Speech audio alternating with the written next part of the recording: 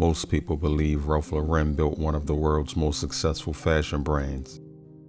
He didn't. Not really. Clothing was simply the vehicle.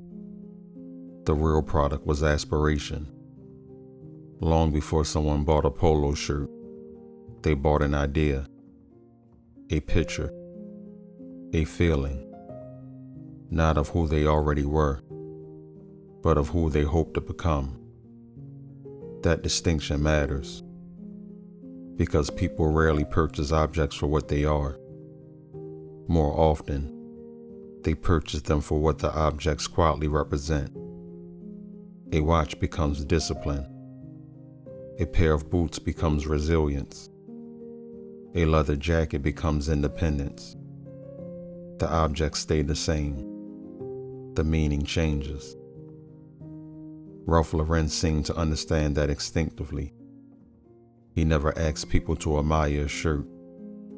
He invited them into a life, one filled with open fields, old libraries, horse farms, coastal mornings, vintage cars, quiet confidence. Whether someone never lived that life almost didn't matter. For a moment, they could imagine themselves inside it. And imagination has always been one of the most powerful things a person can own. Aspiration has always been about more than appearance. It's about possibility. The quiet belief that the life you imagine today can eventually become the life you live tomorrow. That may have been Ralph Lauren's greatest insight. He understood that people weren't searching for better clothes. They were searching for a better story to place themselves inside. The clothing simply became the invitation. Look closely at the world Ralph Lauren created. The houses, the ranches, the sailboats, the old books, the worn leather chairs, the quiet mornings. None of it felt loud. None of it demanded attention. It suggested something else. A life built slowly. A life where quality mattered more than speed. Where performance mattered more than novelty. Whether someone owned that life was almost beside the point. The dream came first. Reality could catch up later. Human beings have always imagined themselves into the future, long before promotions arrive, before the first home, before success becomes visible. People begin rehearsing the life they hope to earn, sometimes through habits, sometimes through discipline, sometimes through the way they choose to present themselves, not because clothing changes character, but because symbols often remind us of the person we're trying to become. That's why aspiration has survived every generation. The details change. The desire doesn't. Every era creates its own symbols, its own language, its own vision of success. Ralph Lauren simply reorganized that desire and gave it a wardrobe. Eventually, the clothing stopped being the story. It became the symbol. That distinction matters, because symbols have always carried more power than the objects themselves. A wedding ring is only metal. A flag is only fabric. A diploma is only paper. Yet none of those things are valuable because of what they're made from. They're valuable because of what they represent. Ralph Lauren understood that principle. A polo shirt was never simply cotton. A tweed jacket was never simply wool. They became reminders, quiet signals, not necessarily to other people, but to ourselves. Small decisions that reflected larger intentions. The person wearing them wasn't always saying, "Look at me." Sometimes they were saying, This is the person I'm trying to become.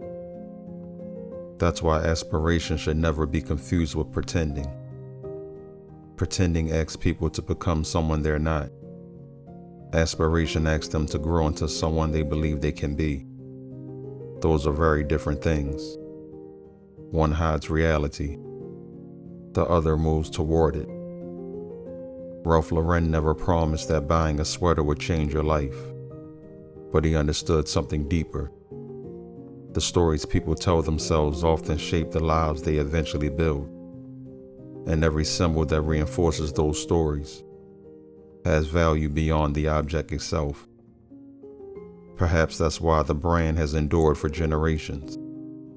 Not because trends lasted. Most trends don't. Not because styles never change. They always do. But because the desire to imagine a better version of tomorrow never disappears. Every generation inherits that hope. They simply dress it differently. Perhaps that's why Ralph Lauren continues to feel relevant, even in a world that changes so quickly. Not because every collection was perfect, not because every trend lasted, but because the brand was never built on trends. It was built on permanence. The world often teaches us to chase what's new, the newest phone, the newest fashion, the newest version of ourselves. But permanence asks a different question. What remains valuable after the excitement disappears? That question outlives every trend. And perhaps that's why Ralph Lauren's world continues to resonate. It wasn't designed to impress people for a season. It was designed to feel familiar for a lifetime. Maybe that's what aspiration has always been. Not the pursuit of wealth, the pursuit of status, the pursuit of alignment, the quiet hope that one day, the life you imagine, the values you practice, and the person you become will finally belong to the same story. That kind of aspiration doesn't require a particular brand, or a particular income, or a particular address. It requires intention. Perhaps that's why Ralph Lauren never really sold clothes. He sold imagination. He sold atmosphere. He sold the feeling that life could become slower, more thoughtful, more deliberate than the one you were living yesterday. The clothing simply became a reminder of that possibility. Some brands sell products. Others sell identity. The rarest ones sell belief. Belief that the future can be shaped long before it arrives. And maybe that's why Ralph Lauren became more than a designer. He became a symbol, not of fashion, but of aspiration itself. Because long after styles change and trends disappear, people will continue searching for a vision of the life they hope to build. And someone will always find themselves trying it on first.